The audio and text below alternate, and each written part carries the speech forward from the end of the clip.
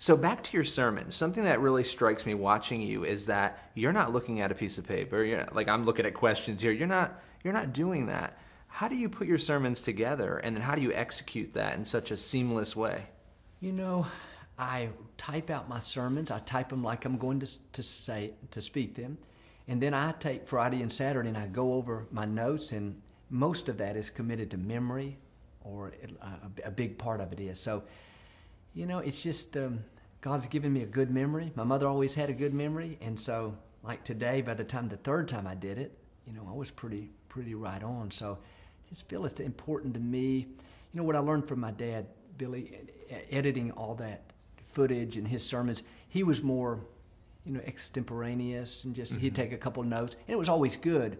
But when you go back and edit it, you know, I'd say, okay, he's repeating here, he's filling time here. You know, it's hard. But nowadays, with the culture we're in, you know, with hundreds of channels, people's attention span is short. And so one thing I think I learned from my dad editing that is I need to edit my sermons first. You better not have extra fluff or what's going to, you know, lose people's attention. So, you know, I'm pretty focused on, I got 26 minutes up there, make it all count. I think that helped me, even though it's harder to, you know, versus just going up there and say, hey, let me take a couple points and just talk about this. But I feel like I got to get that thing going, and, you know, if somebody flips on the channel, if I can catch them for 30 seconds, you know, try to get them hooked for a moment. Have you ever had a moment where you're up there and you think, oh gosh, I'm forgetting my next thought? Yeah, absolutely. So what do you do? You know, I have my notes. I have them there, and so I'll just go back to them. I used to do it a lot more than now, but even today there was one of the services, maybe that was last night, you know, I just, nothing came, and I just tell them, said, I got something good to say, but let me go see what it is. But I just crack a joke about it, yeah, make it light. I do. Sometimes people like it when I'm not perfect anyway. What has been the biggest blessing to you personally? You know, you bless a lot of other people's lives. You hear stories, and I'll ask you about that in a moment.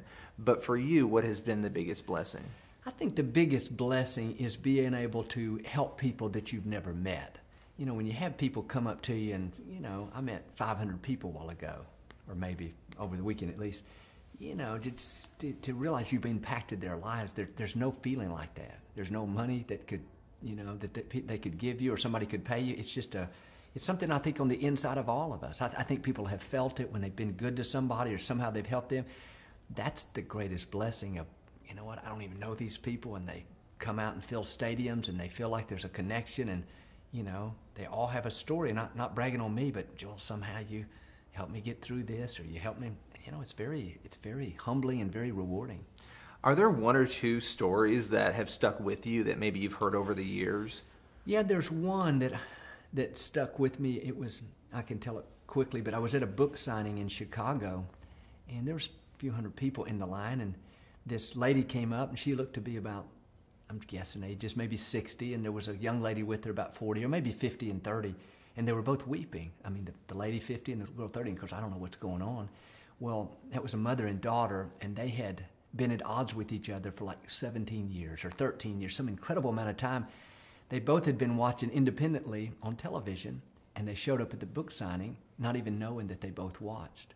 And it was just like that moment that just God brought them together, and they're up there crying. Then, you know, I'm the worst. I cry when they do. But, you know, they said, this is God bringing us together. And from that day forward, their relationship was, you know, reunited. And I thought, you know, it's just, you see that and all that emotion, and you think, God, you brought two people together. And just, I mean, that's one that sticks out in my mind.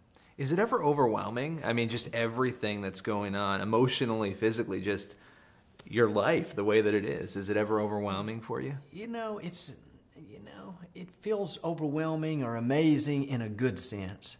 I don't, you know, I just feel very blessed. I mean, I think the most overwhelming I feel is, you know, when you see people's needs sometime. We have a big cancer hospital here, so a lot of times during the service, there'll be people that come up that have cancer, and, you know, their stories, and, you know, that's why some people say, well, Joel's, you know, light. He doesn't, but man, you come with me during one service and sit there and see people that say, okay, here's my 5-year-old daughter, and she's diagnosed with cancer, and we don't know what we're going to do, and they're weeping, and you think, you know, and you tell them, hey, God's got you in the palm of his hand. I mean, I don't have all the answers. I can't guarantee him something's going to happen, but I can tell him, you know what, God's going to give you peace and strength, and you fill him with that hope.